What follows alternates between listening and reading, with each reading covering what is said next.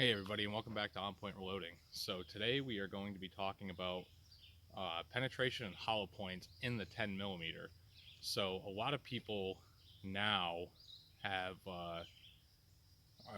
have chosen to go with the 10 millimeter platform, whether it be for carrying for every day or carrying up in the woods while they're hunting, like bear protection, stuff like that.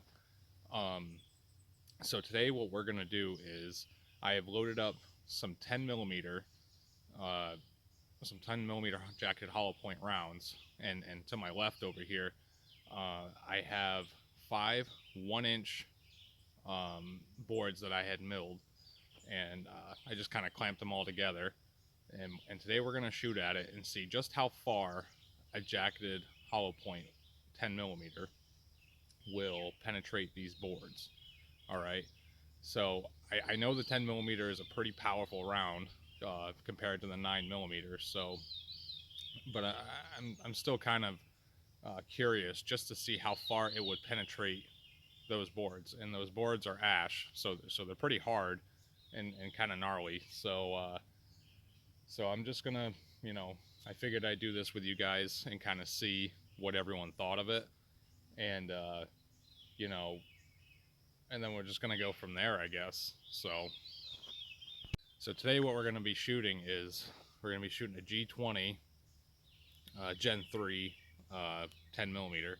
So we're gonna take this and we're just gonna fire off a shot or two and just kind of see what happens. And then I just have these boards just kind of clamped together so we can take them apart a lot easier and kind of see what sort of carnage happens.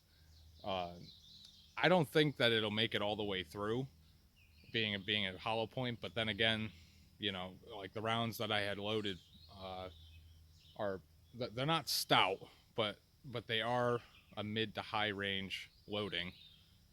So I'm kind of curious to see what's going to happen. Um,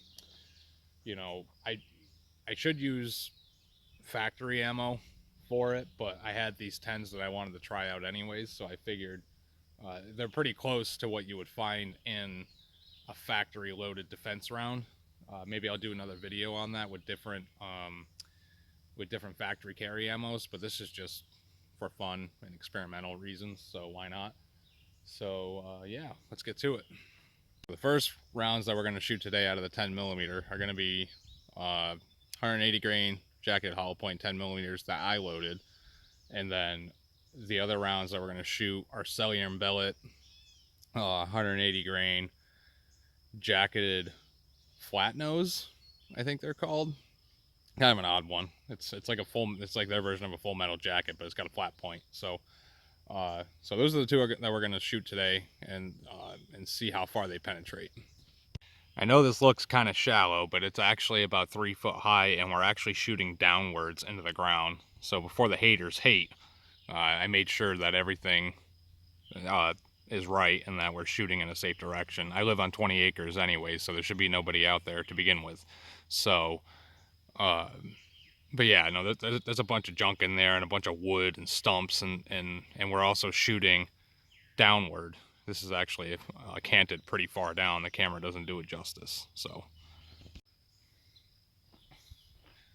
all right, 2 rounds, jacketed hollow point. Let's do it.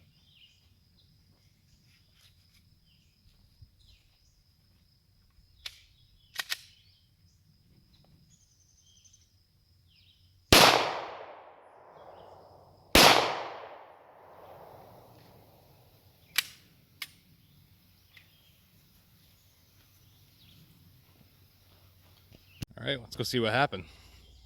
So initial, we had 2 holes. I kind of wanted to spread them out a little bit so it wasn't all in one area, but actually pretty clean holes. Try to take this apart now. Try to do this one-handed.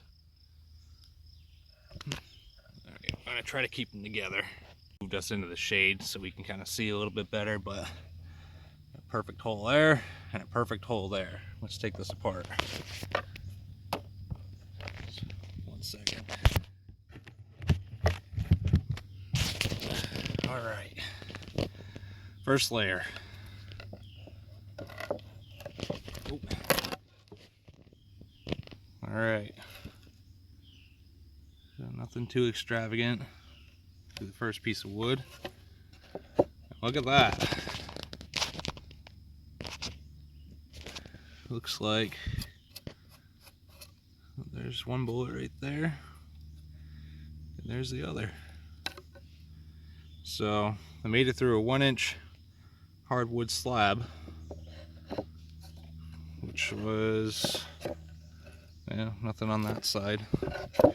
So I made it through one 1-inch slab. So I don't know if I should be happy about that or not. But then again, you know, hollow points are made to stop, and this is what it did. So maybe we'll grab some ball ammo and see what happens.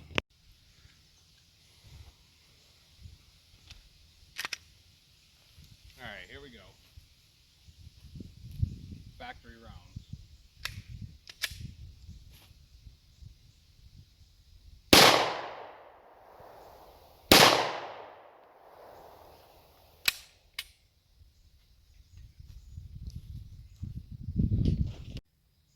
All right, let's go grab it.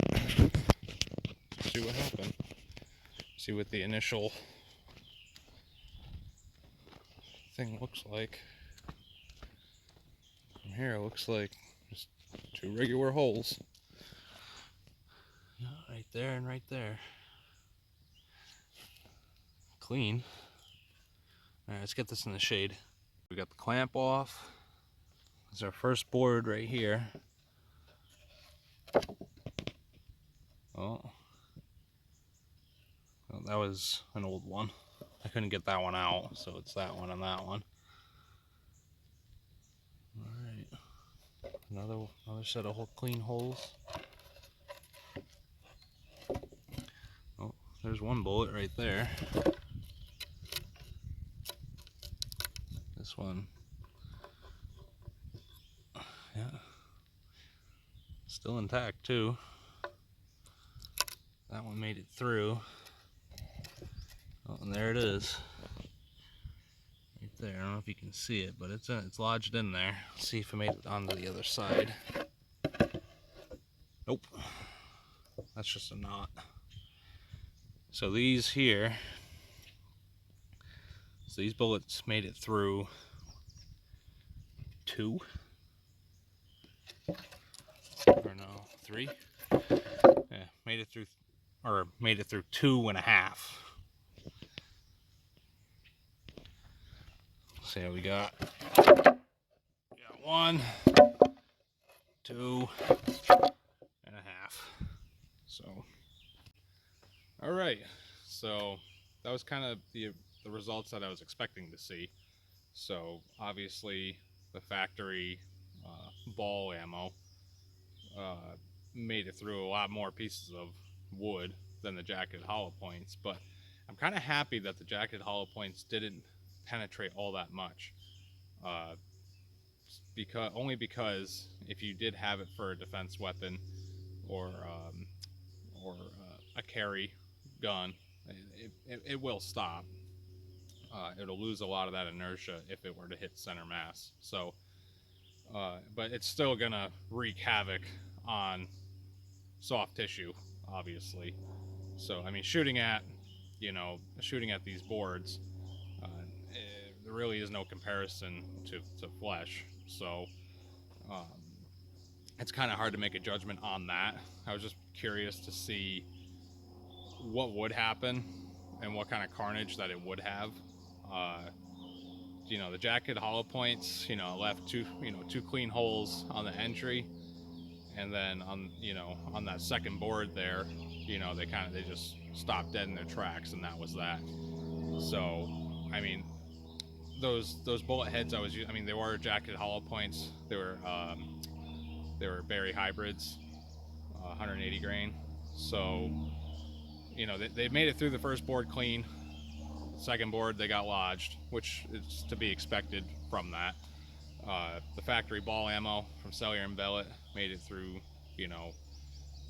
what was it, 3 or 2.5 hardwood boards. So that's kind of impressive. Really not a whole lot of carnage though than I thought it was going to be. But maybe what I'll do on my next video is I'll get some different defensive rounds and extreme penetration rounds, and then we'll see what happens then. So I don't know. It should be pretty interesting. Overall, kind of happy with how this test worked out.